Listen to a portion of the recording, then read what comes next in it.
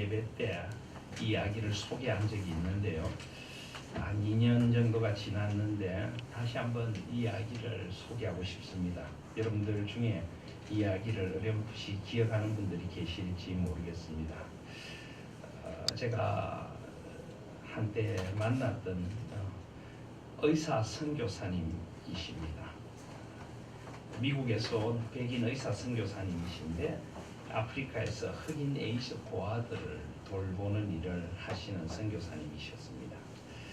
그런데 이 아프리카에 가면 에이즈에 걸려서 살아가는 아이들이 있습니다.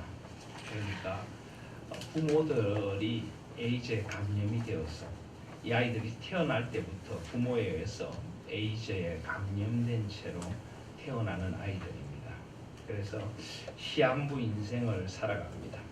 원래 에이즈라고 하는 것은 HIV라고 하는 인간 면역 결핍 바이러스가 몸에 침투하게 되면 짧게는 한 3년, 길게는 한 12년 개인의 건강이나 영양 상태에 따라서 그 정도까지 잠복기를 거칩니다. 요즘은 약도 많이 개발되고 또 건강 상태가 그때보다 좋아져서 더 오래 가기도 합니다만은 제가 있을 당시에는 그랬습니다.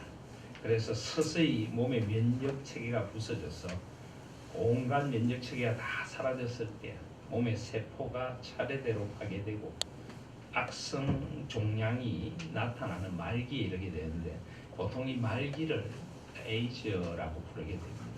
그러니까 에이즈 고아라고 할 때는 HIV에 감염된 채로 태어나서 이제는 그리 생의 시간들을 많이 남겨놓지 않은 고아들, 참 불쌍한 아이들입니다. 태어날 때부터 에이즈를 갖고 태어나는 HIV 바이러스를 가지고 태어나는 참 이 아이들에게 어떤 소망이 있을까요?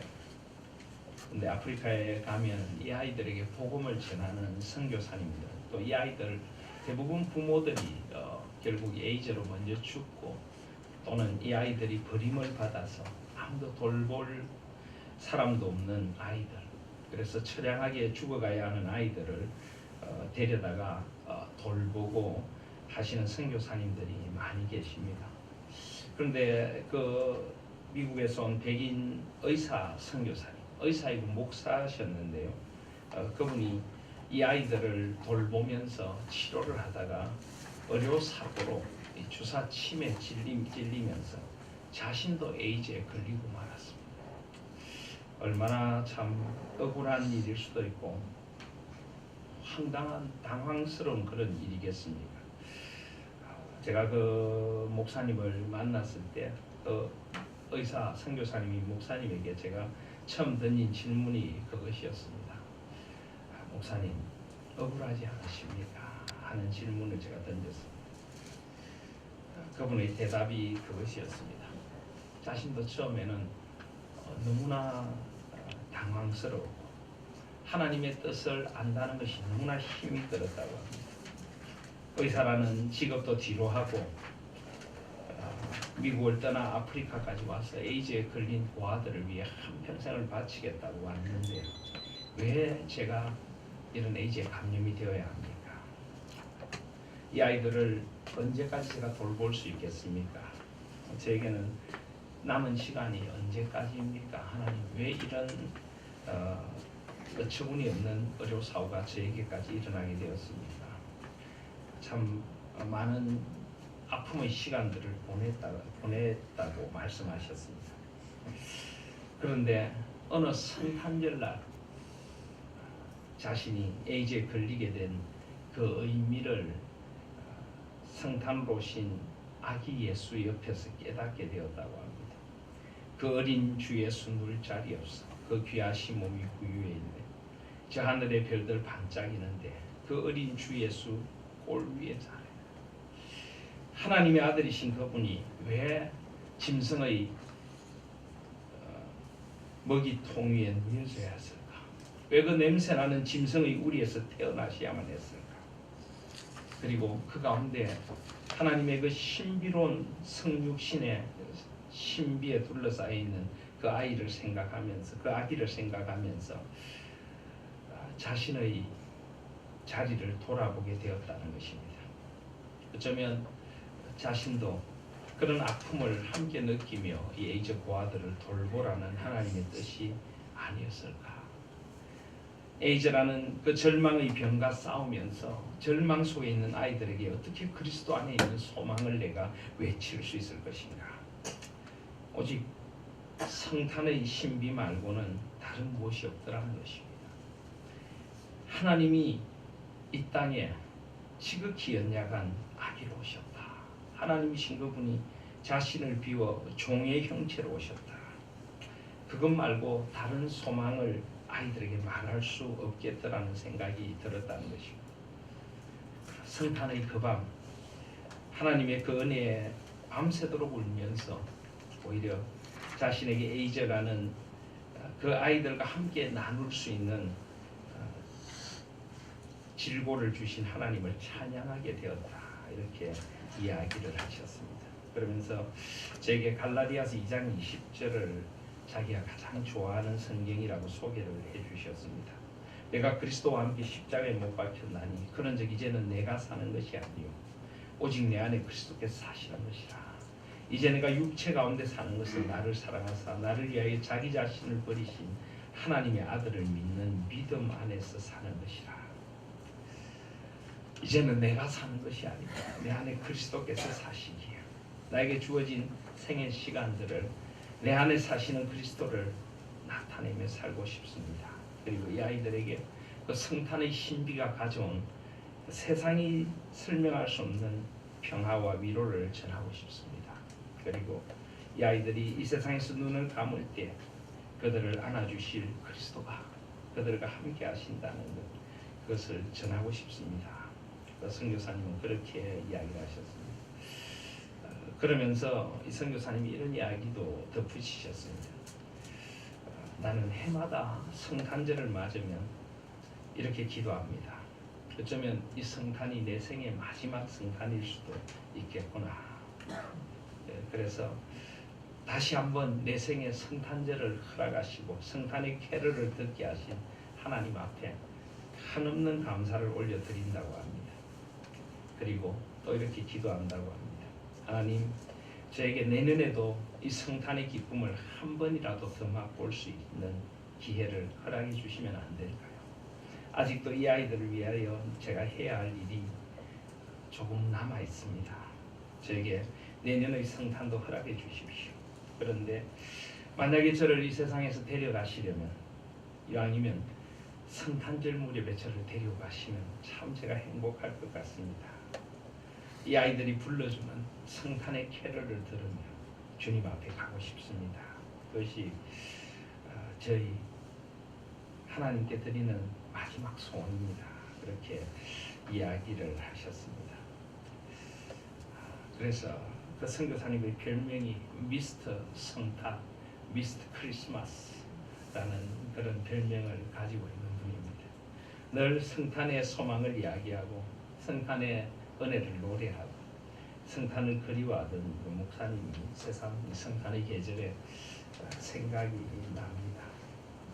오늘 우리에게 주신 말씀이 바로 그 신비를 노래하고 있습니다. 지난주에도 제가 이 성탄절을 맞으면서 한 아기에 대한 말씀을 나누었습니다. 이사야서 9장 6절에 이는 한 아기가 우리에게 낳고 한 아들을 우리에게 주신 바 되었는데 그의 어깨는 정사를 메었고 그의 이름은 기묘자라 모사라 전능하신 하나님이라 영존하시는 아버지라 평강의 왕이라. 아기로 우리에게 오신 그분. 하나님은 군림하는 왕이 아니라 섬김의 아기를 이 땅에 보내주셨습니다. 하나님은 무시무시한 통치자가 아니라 지극히 연약하고 순전한 아기를 이 땅에 보내주셨습니다. 우리같이 마음이 가난하고 우리같이 낮은 곳에 있는 사람들에게 더 낮은 곳으로 찾아오신 분이 바로 예수 그리스도이십니다. 그런데 그분은 아기로 오셨지만 그 어깨에 정사를 메었다. 그분은 만왕의 왕이시고 만주의 주이십니다. 여전히 그분은 만왕의 왕이십니다.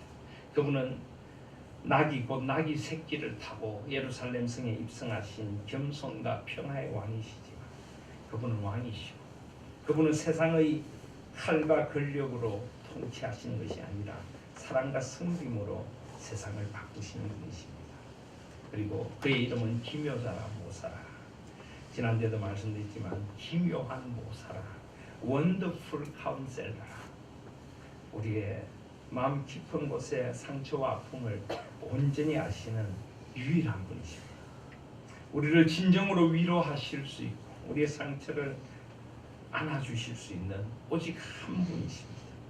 기묘한 모사라, 원더풀 카운셀, 놀라운 위로자 상담자라. 그리고 전능하신 하나님이십니다. 그분은 전능하십니다. 우리를 능히 그 모든 죄에서부터 깨끗게 하실 수 있고 우리를 구원하실 수 있으시며 우리에게 영원한 생명을 주실 수 있는 분이십니다. 영존하시는 아버지라. 그분은 영원히 우리와 함께 하십니다. 전에도 계셨고 이제도 계시고 영원히 계시는 분이십니다. 우리 아버지, 하나님 아버지를 나타내 보여주신 분이십니다. 그리고 그분은 평강의 왕이라. 진정한 샬롬을 주실 수 있는 분이시다. 만군의 여호와 열심히 그것을 이루어 주실 것이다 라고 말씀하셨습니다. 그로부터 오랜 세월이 흘러 이제 이 예언의 말씀대로 오신 분이 바로 예수 그리스도십니다. 이사야서 9장 앞에 보시면 이사야서 7장에 또 비슷한 시대적인 배경을 가진 예언이 나옵니다. 이사야서 7장 14절을 보시면 그러므로 주께서 친히 징조를 너희에게 주실 것이라. 보라, 처녀가 잉태하여 아들을 낳을 것이요 그의 이름을 임마누엘이라 하리라. 역시 남유다가 아람과 북이스라엘의 세력 앞에서 사시나무 떨듯이 떨고 있을 때 하나님께서 아하스에게 한 징조를 주실 것이라 하셨습니다. 하나님이 친히 주실 징조, 기적의 사인은 무엇인가? 처녀가 잉태하여 아들을 낳을 것이요 그 이름을 임마누엘이라 하리라. 어떻게 처녀가 잉태할 수가 있습니까? 남자를 모르는 여자가 어떻게 아이를 가질 수 있습니까? 그것은 하나님의 신비입니다. 하나님의 신비로운 구원의 능력이 그들에게 임할 것이라는 것입니다.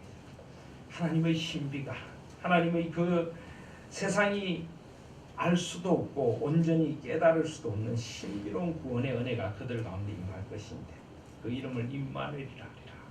임마누엘, 임마누엘이라고 하는 거예요. 임이라는 것은 무엇과 함께, 위스, 마누라고 하는 것은 우리, 그리고 엘, 하나님. 하나님이 우리와 함께 하신다. 임마누엘이라. 하나님이 우리와 함께 계신다.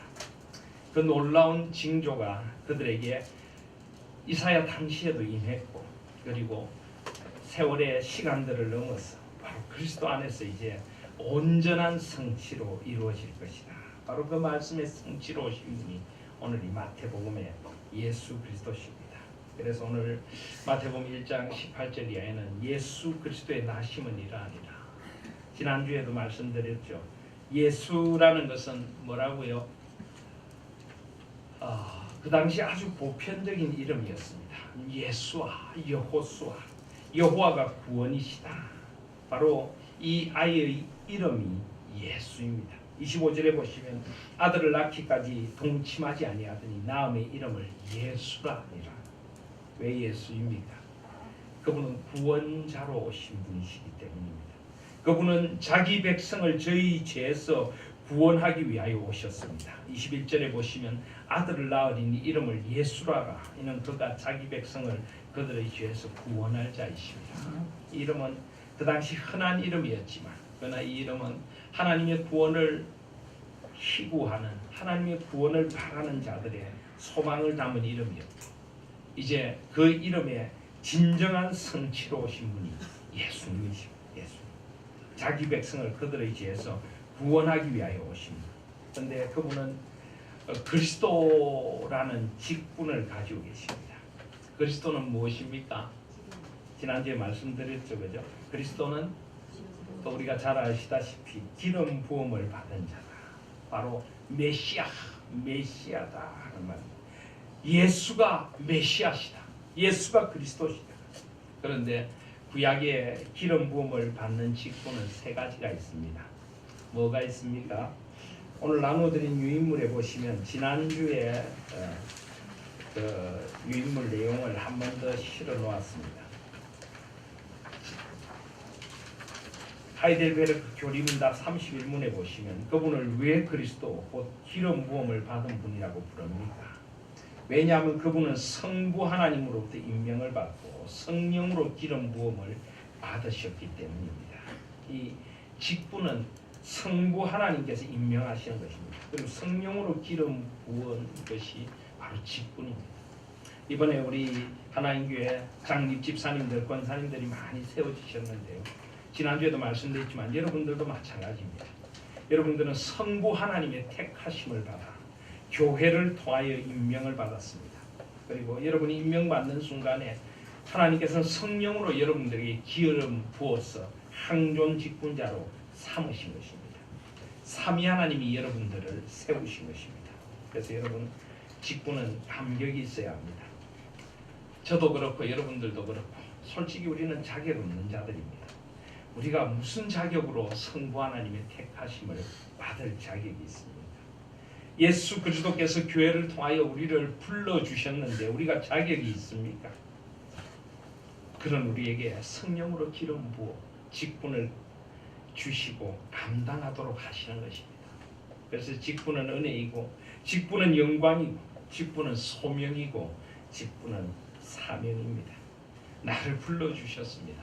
그래서 우리는 달라져야 합니다.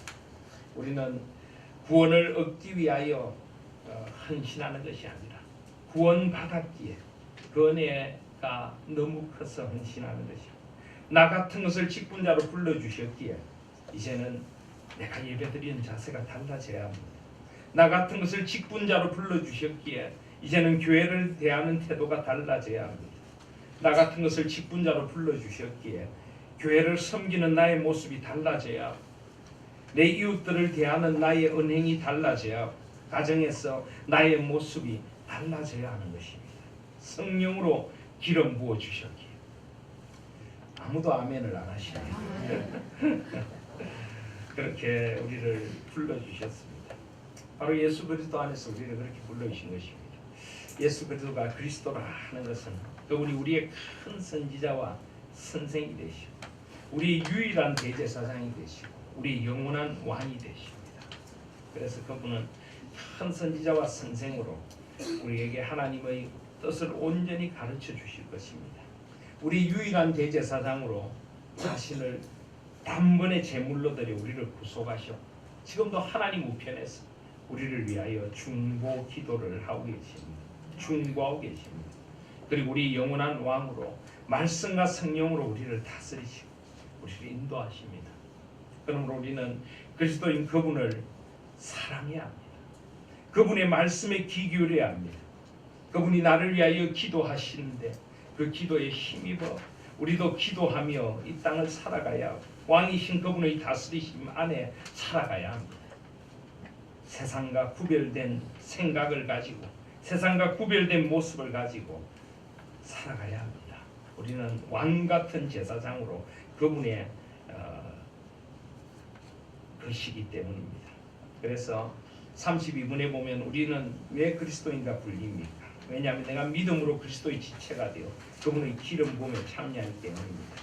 선지자로서 나는 그분의 이름을 고백하는 증인이 되어야 합니다. 제사장으로 나 자신을 감사의 산 제물로 그분에게 드려야 합니다. 왕으로 이 세상 사는 동안 자유롭고 선한 양심으로 죄와 마귀에 대항하여 싸우고 이런 영원히 그분과 함께 모든 피조물을 다스리고 그 영광의 나라를 기다리며 살아가야 합니다. 이것이 바로 예수가 그리스도이시다. 예수 그리스도의 나심은 이러하다 하는 것입니다. 그리고 오늘은 그 예수 그리스도께서 바로 동정녀 마리아에게 나셨다 하는 것을 오늘 우리에게 가르쳐 줍니다. 19절에 보시면 그의 마태복음 1장 19절에 보시면 그의 남편 마태복음 1장 18절에 보시면 예수 그리스도의 나심은 이러하니라. 그의 어머니 마리아가 요셉과 약혼하고 동거하기 전에 성령으로 잉태된 것이 나타났다. 여러분 믿으십니까? 아멘. 성령으로 잉태되셔서 이것은 인간의 논리를 뛰어넘는 초논리입니다. 제가 자주 말씀드리지만은 성경은 절대 비과학적이거나 비논리적인 책이 아닙니다. 여러분 절대 그렇게 생각하지 마십시오. 이 세상의 과학과 이 세상의 논리가 물론 이해할 수 없습니다. 어떻게 처녀가 아이를 가질 수 있습니까? 어떻게 가질 수 있습니까? 어떻게 그것이 가능합니까? 하나님이시니까 가능합니다.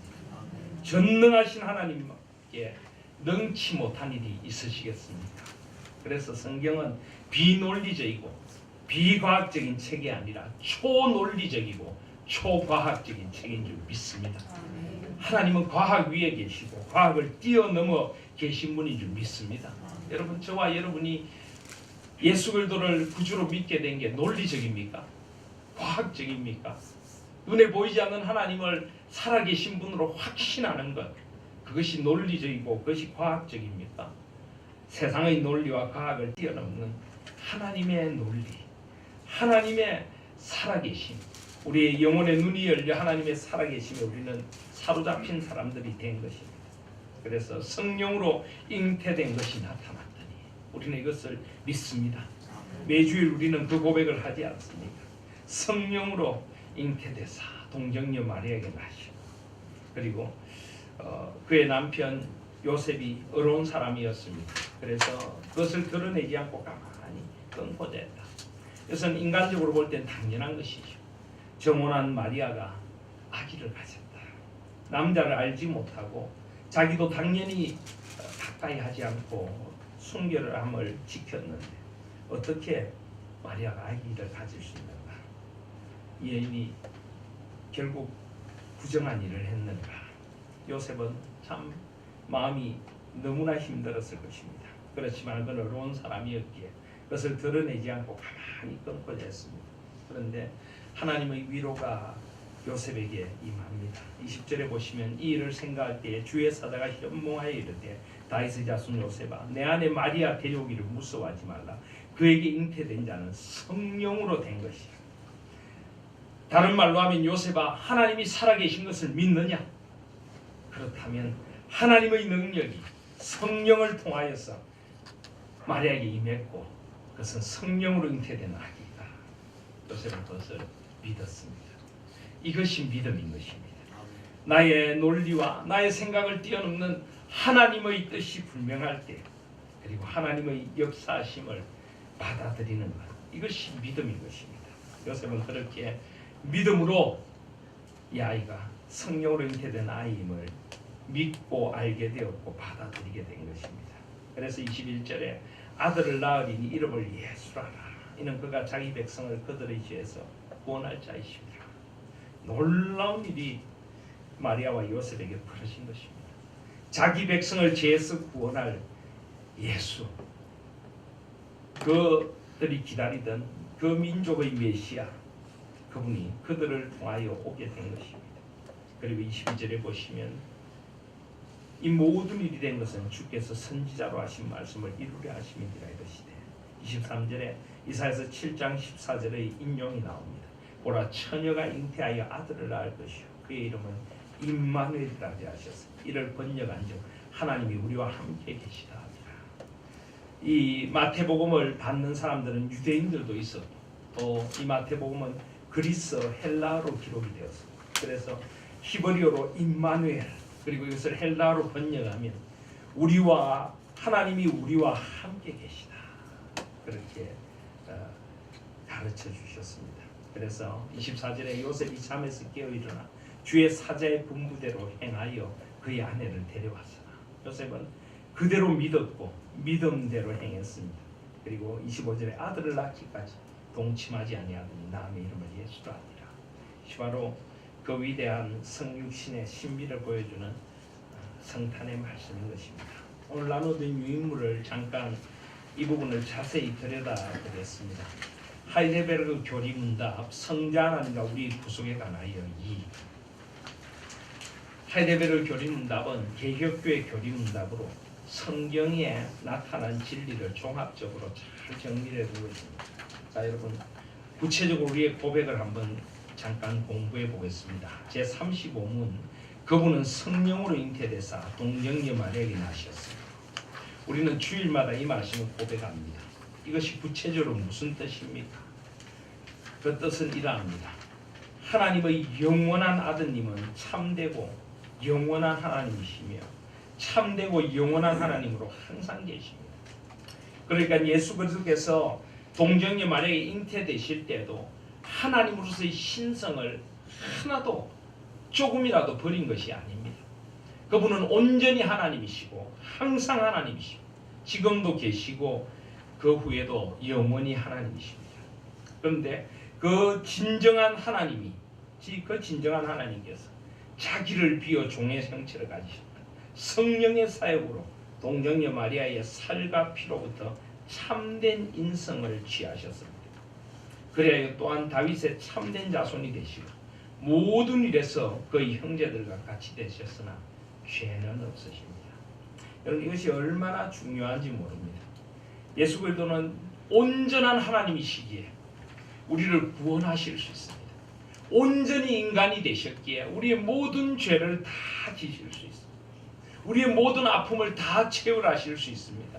인간의 모든 저주를 다 받으시고 그 저주를 치고 죽으실 수 있는 것입니다. 그리고 그분은 우리들과 똑같이 되셨으나 우리처럼 죄는 없으십니다. 그래서 그분은 죄인들의 구주로 오실 수가 있는 것입니다. 이것이 우리가 믿는 성령으로 잉태되사 동정녀 마리아에게 나셨다는 고백입니다. 그래서 그분은 성령으로 잉태되심으로 인간의 죄로 말미암은 죄의 유전으로부터 자유로우셨습니다. 동정녀 마리아에게 나심으로 죄 없는 거룩한 몸으로 태어나시게 되신 것입니다. 그러나 인간의 몸에서 나심으로 우리와 똑같은 인성을 취하시게 된 것입니다. 신성과 인성이 신비로운 조화를 이루며 예수 그리스도 그분은 우리 가운데 오신 것입니다. 그래서 그분은 우리의 아픔을 아시고 우리의 눈물을 아십니다. 우리가 이 세상에서 당하는 번뇌와 갈등과 고민을 아십니다. 우리의 답답한 마음을 다 헤아리십니다. 그러면서도 그분은 하나님이시기에 그것을 다 안아주실 수 있는 기묘한 모사, 원더풀 카운셀러가 되시는 줄 믿습니다. 평강을 주실 수 있는 진정한 평강의 왕이 되시는 것입니다. 그래서 36문에 보시면 그리스도의 거룩한 잉태와 탄생은 당신에게 어떤 유익을 줍니까? 라고 했는데 그리스도는 우리의 중보자이심으로 잉태되고 출생할 때부터 가지고 있는 나의 죄를 그의 순결함과 온전한 거룩함으로 하나님 앞에서 가려줍니다. 그분은 성인이 되어서 어른이 되어서 30살에 메시아로 오신 것이 아닙니다. 우리가 똑같은 아기로 태어나심으로 우리의 잉태와 출생의 죄부터 다 가리시고 다 안으시도록 그 모든 죄를 다 지고 오신 것입니다. 죄 없이 태어나셨지만 죄 있는 인간이 태어나는 똑같은 방식을 취하심으로 우리의 죄의 근원부터 그분은 다 안아주신 것입니다. 믿으십니까? 그래서 우리가 유아 세례를 하는 것도요. 물론 구약의 언약, 신약의 언약에 근거하는 것이지만은 이 아기의 이 어릴 죄도 모르는 아기이지만은 죄가 무엇인지도 모르는 아기이지만은 이 아기도 죄 중에 출생했고 이 죄 중에 출생한 아이의 죄를 다 담당하러 오신 예수 그리스도가 계시기에 우리는 유아 세례를 믿음으로 베풀게 되는 것입니다. 온전히 그분이 우리의 온전한 태중에서부터 우리가 한 생을 사는 그 모든 삶의 자리에 그분은 중보자요 구원자로 오셨음을 믿으시기를 바랍니다. 그리고 37문에 보시면 고난을 받으사라는 말로 당신은 무엇을 고백합니까? 하는데 여러분 우리 그 사도신경이 어떻게 되어 있습니까? 본디오 빌라도에게 고난을 받으사 이렇게 되어 있죠. 물론 작은 차이긴 합니다만은 그러다 보니까 우리 중에는 그렇게 이해하시는 분도 있습니다. 성령으로 잉태되사 동정녀 마리아에게 나시고 본디오 빌라도에게 고난을 받으사 십자가에 못 박혀 죽으셨다. 그러니까 본디오 빌라도가 예수님을 고난에 처하게 했다. 그런데 사실은 본디오 빌라도에게 고난을 받으사가 아니라 본디오 빌라도 치하에서 고난을 받으시고 이렇게 되어져요. 그러니까 본디오 빌라도가 다스리던 시대에, 그것은 무슨 말입니까? 예수님은 출생부터 십자가 위에 모든 삶이 고난이었습니다. 왜 그렇습니까? 예수님은 행복한 순간이 없었을까요? 예수님은 아기 때 고난이라니까 웃지도 않으셨을 것 같습니까? 여러분, 예수님을 너무 거룩하게 만드는 경향들이 있습니다. 그래서 예수님을 너무 거룩하게 만들어 가지고 그분은 마치 진짜로 중세 때 그런 일이 있었습니다. 예수님을 너무 거룩하게 만들다 보니까 예수님은 뭐 아기 때도 제대로 웃지도 않고 울지도 않고 그리고 뭐 심지어는 변도 잘 싸지 않고 그렇게 예수님을 만든 사람들이 있습니다. 그래서 우리 찬송가에도 보면 찬송가 108장에 보면 저 육축 소리에 아기 잠깨나 그 순하신 예수 우시지 않네요. 아니 왜 우시지 않으셨을까요? 이 찬송가 가사가 아주 보면 예수님을 이상한 분으로 만들어놨습니다. 예수님을 너무 거룩하게 만들려다 보니까 아니 아기가 육축 소리에 잠이 깨면 응애 하고 우는 게 정상 아닙니까? 그 순하신 예수 우시지 않네. 이건 환상 속에서 예수님을 잘못 그리고 있는 겁니다. 앞으로 이 찬송 부르실 때 그 육축 소리에 아기 잠깨나 그 순하신 예수도 우셨네 뭐 이렇게 부르시면 좀 이상하겠습니다만은 예수님은 우리와 똑같은 인성을 취하고 오신 것입니다. 그래서 예수님의 뭐 행복한 순간이 없었다, 부모님과 누리는 아름다운 순간이 없었다 이런 말이 아니라 하나님이신 그분이 인간의 몸으로 오신 것 자체가 낫디 낮은 정말 쓰레기 덤이 이 세상의 시궁창 같은 곳으로 내려오신 것이다 이런 말입니다. 좀 표현이 과했다면 용서해 주십시오만은 하나님이신 그분이 인간에게 오셨다는 것 자체가 그런 것입니다. 친히 인간의 속을 아시는 주님, 우리 속에 있는 그 더러운 것을 다 아시는 주님께서 우리 가운데 오셨다는 것 자체가 고난이시다 하는 것입니다. 예수님도 이 땅에서 행복한 순간이 있으셨고 웃고 감사하셨지만은 그러나 예수님의 생애 자체가 하나님이신 그분이 인간으로 오신 그 자체가 고난이었고 33년 자체가 우리를 위한 모든 고난을 다 담당하셨다는 것입니다. 그래서 37문에 보면 고난을 받으사라는 말로 당신은 무엇을 고백합니까? 그리스도는 이 세상에 사셨던 모든 기간에 특히 생의 마지막 시기에 모든 인류의 죄에 대한 하나님의 진노를 자신의 몸과 영혼에 친히 짊어지셨습니다. 그분은 유일한 속죄의 희생제물로 고난을 당함으로써 우리 몸과 영혼을 영원한 저주로부터 구원하셨고 우리를 위해 하나님의 은혜와 의와 영원한 생명을 얻으셨습니다. 예수 그리스도를 통하여 우리는 은혜를 받게 되었고 예수 그리스도를 통하여 우리는 얻게 되었고 예수 그리스도를 통하여 우리는 영원한 생명을 얻었습니다. 그분이 우리의 자리에서 고난 당하심으로 그분이 채찍에 맞음으로 우리가 나음을 입었고 그분이 찔리심은 우리의 죄와 허물을 인함이었습니다. 바로 그렇게 우리는 주님으로 말미암아 은혜를 누리게 된 것입니다.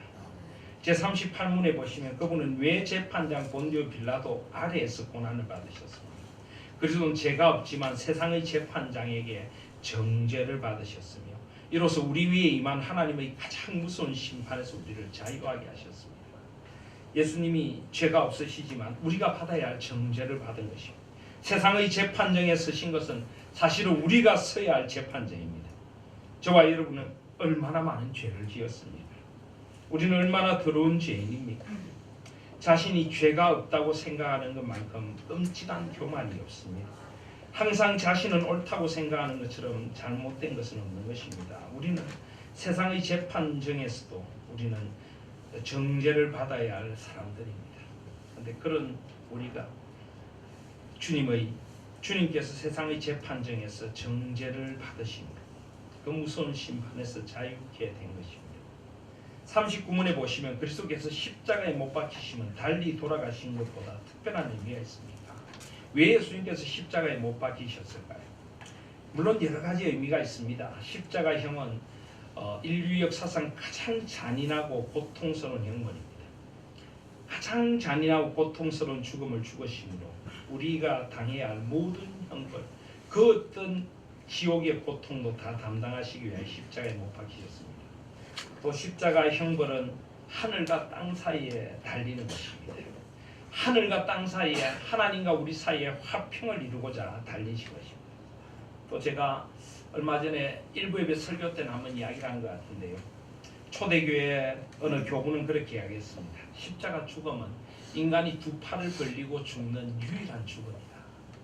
온 세상 모든 사람을 끌어안으시기 위해 그분은 두 팔을 벌리고 돌아가셨다. 그렇게 이야기를 했습니다. 그리고 십자가는 수직과 수평이 만납니다. 하나님과 우리 사이, 그리고 우리 사이를, 인간과 인간 사이를 화평케 하는 그런 의미도 있습니다. 그런데 구약적으로 하면은 이 십자가의 죽음은 저주의 죽음입니다. 성경에 의하면은 이 십자가에 나무에 달린 자는 저주를 받은 자이다. 그래서 예수님께서 십자가에 달리시면 내 위에 임한 저주를 그가 대신 받으신 것입니다. 그래서 그렇게 십자가에 달리시면 내 위에 임한 저주를 그가 대신 받은 것이라고 나는 확신할 수 있습니다. 왜냐하면 십자가에 달린 자는 하나님께 저주를 받은 자이기 때문입니다.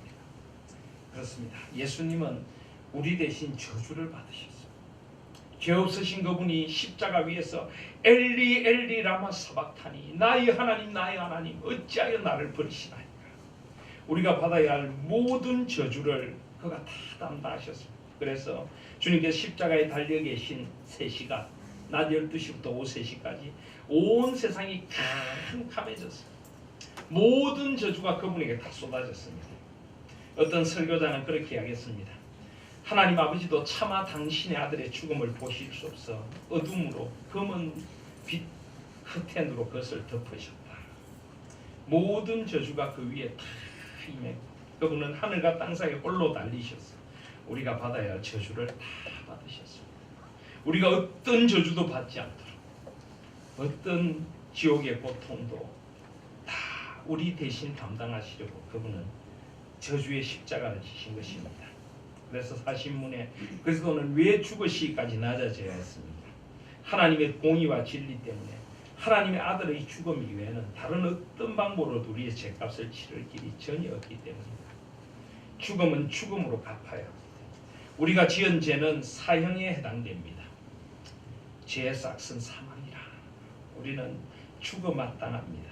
그렇기 때문에 하나님의 아들이 대신 죽어야만 우리에게 죽음의 형벌이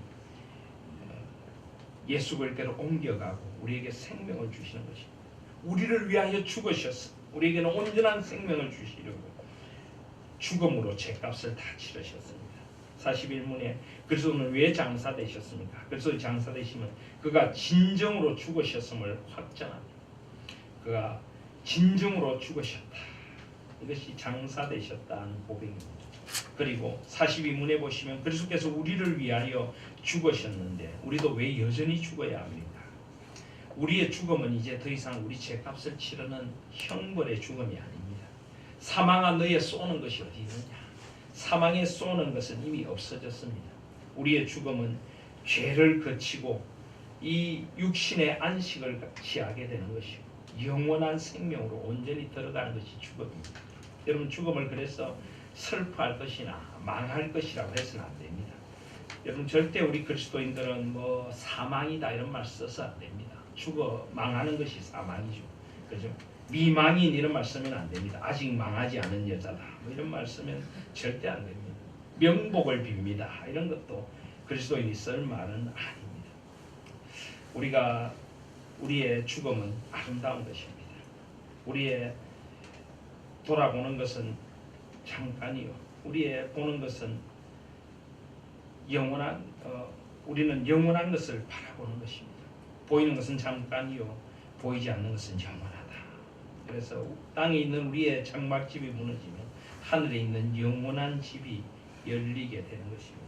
우리의 죽음은 죄를 거치고 이 육신의 장막을 걷고 이제 영원한 생명으로 들어가는 것이 죽음인 줄 믿습니다. 그것이 우리에게는 죽음의 새로운 의미입니다. 그리스도께서 그 일을 이루셨기 때문입니다. 성탄 오신 그리스도께서 그 일을 이루셨습니다. 제43문에 그리스도의 십자가의 희생과 죽으심에서 우리가 받는 또 다른 유익은 무엇입니까? 라고 했는데 그리스도의 죽으심의 공효로 우리의 옛사람이 그와 함께 십자가에 달리고 죽고 장사되었고 그러므로서 육신의 악한 정욕이 더 이상 우리를 지배하지 못하게 되고 오히려 우리 자신을 그분께 감사의 제물로 드리게 됩니다. 여러분, 그리스도와 함께 이 그리스도와 연합의 교리라는 게 있습니다. 사도 바울에게는 그것이 너무나 중요한 건데요. 그리스도가 죽으신 것은 우리의 죄된 몸이 죽는 것입니다. 로마서 6장에 보면은 그리스도와 함께 우리가 죽고 그리스도와 함께 다시 살리심을 입었도다. 제가 여러 번 말씀드리지만 세례는 죄를 씻는 정도가 아닙니다. 그리스도와 함께 우리 죄된 몸이 죽고 다시 사는 것, 새 생명 가운데 다시 사는 것이 세례 받음입니다. 저와 여러분은 세례 받았죠. 여러분 세례 받으셨습니까? 세례를 받았다는 건 우리 죄된 몸이 그리스도에게 죽었다는 것이, 그리스도에게 다시 살아나게 된 것인 줄 믿습니다. 홍해를 건너듯이 홍해를 건너 새로운 땅을 향해 우리가 나아가게 된 것입니다. 그렇게 우리는 새로운 생명을 얻게 됐습니다. 그래서 그리스도가 죽으심으로 우리의 죄된 몸이 죽었다는 것을 잊지 마시기를 바랍니다. 그래서 여러분 그런 유명한 이야기 잘 알지 않습니까? 김익두 목사님이라고 평양의 깡패 중에 깡패였는데 예수님을 믿고 변화돼 가지고 평양 시내를 돌아다니며 복음을 전하니까 어느 시장에 가서 복음을 전하는데 어떤 사람이 진짜 저 김익두가 변화되었나. 그래서 김익두 목사님이죠. 그때는 전도사 때였는데 우정물을 한 바지 그냥 뒤집어 씌웠다. 그랬더니 김익두 목사님이 그 사람을 많이 보면서 이렇게 이야기했다죠. 옛날 그 김익두는 죽었고 이제 그리스도 안에서 새로운 김익두가 여기 있습니다. 예수는 내가 믿는데 덕은 당신이 보시는군요. 그렇게 이야기를 하면서 김익두 목사님이 그분에게도 복음을 전했다고 그렇게 이야기를 합니다. 김익두 목사님이 그래서 예수님을 믿게 되었을 때 그런 전보를 보냈다는 이야기도 있죠. 축 김익두 사망, 축 김익두 사망. 이제 옛날 죄짓고 싸움질하고 나쁜 짓 하던 김익두는 죽었습니다. 이제는 주님 안에서 다시 살게 되었습니다. 그렇게 우리는 감사의 제물로 우리를 드리게 됩니다. 마지막으로 사도신경에 보면은 예수님께서 음부에 내려가셨다 하는 말이 있습니다. 우리말 사도신경에는 어떻게 되어 있습니까?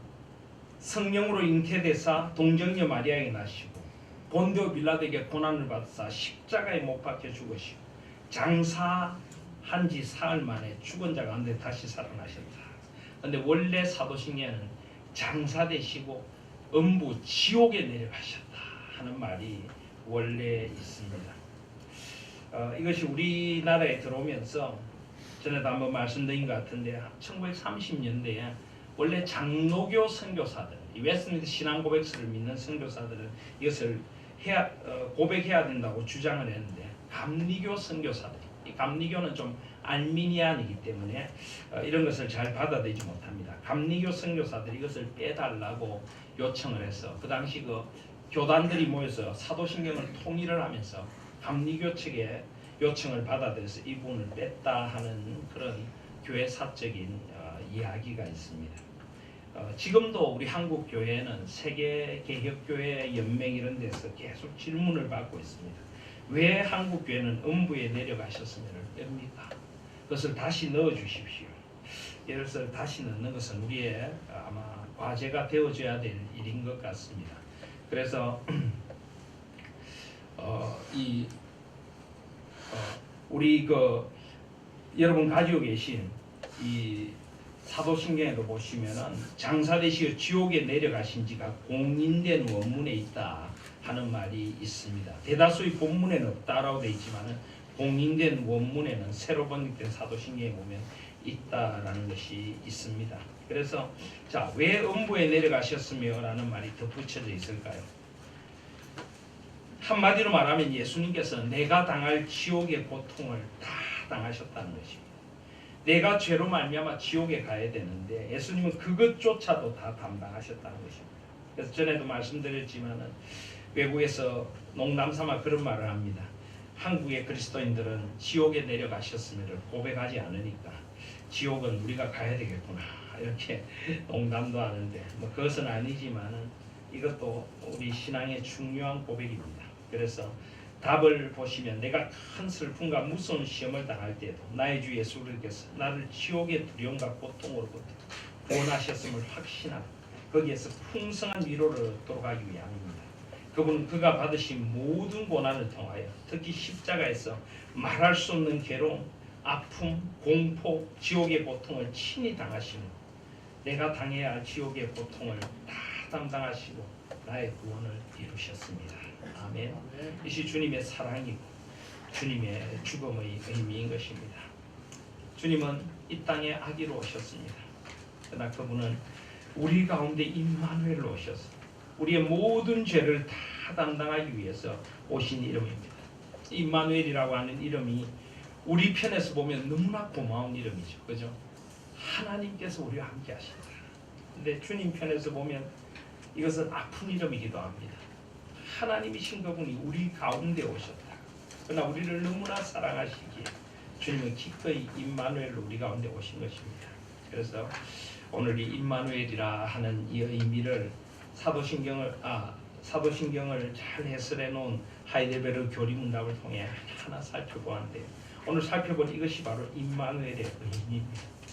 바로 이 일을 감당하시기 위하여 그분이 임마누엘로 오셨습니다. 그래서 우리는 임마누엘이라는 이름을 대할 때 어떻게 해야 될까요?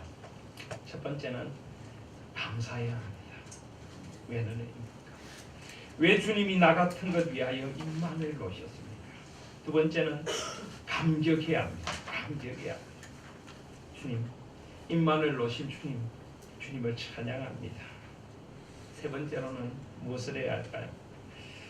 이 임마누엘이라는 이름, 이 이름을 의지하고 우리가 오직 주님을 신뢰함으로 어떤 어려움과 아픔 가운데도 나와 함께 하시는 임마누엘이 주님이 계신다는 그 확신을 가지고 담대히 믿음 위에 서야 될 줄 믿습니다. 네 번째로 우리와 함께 하시는 주님 앞에서 우리도 이제 부끄럽지 않은 모습으로 살아가야 합니다. 주님이 나와 함께 하십니다.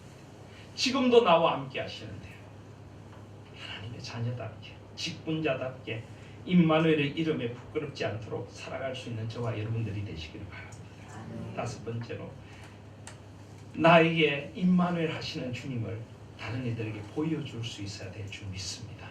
주님이 나와 함께 하심을 만민이 볼 수 있도록 그렇게 살아가십시다. 우리의 삶이 곧 전도지가 될 수 있기를 바랍니다. 우리의 삶이 신앙의 고백이 될 수 있기를 바랍니다. 그래서 참 교회 나가더니 정말 달라졌어. 직분을 받더니 정말 달라졌어. 진짜 하나님이 살아계신가벼 하고 우리를 통하여 임마누엘 주님을 고백하며 많은 이들이 주님 앞에 돌아올 수 있도록 살아가시기를 바랍니다. 감사하고 감격하고 찬양하고 이 주님의 은혜를 노래하며 우리의 삶으로 살아내고 또 주님을 신뢰함으로 임마누엘의 주님, 내가 사망의 음침한 골짜기로 다닐지라도 해를 두려워하지 않을 것은 주께서 나와 함께 하십니다. 그것도 임마누엘이다. 임마디, 주께서 나와 함께 하십니다. 주님이 함께 하심을 믿고 이 추운 겨울 성탄 오신 주님과 더불어 넉넉히 우리의 모든 힘듦을 이겨내시고 주님을 노래하며 따뜻한 성탄 되시기를 주님의 이름으로 축복드립니다.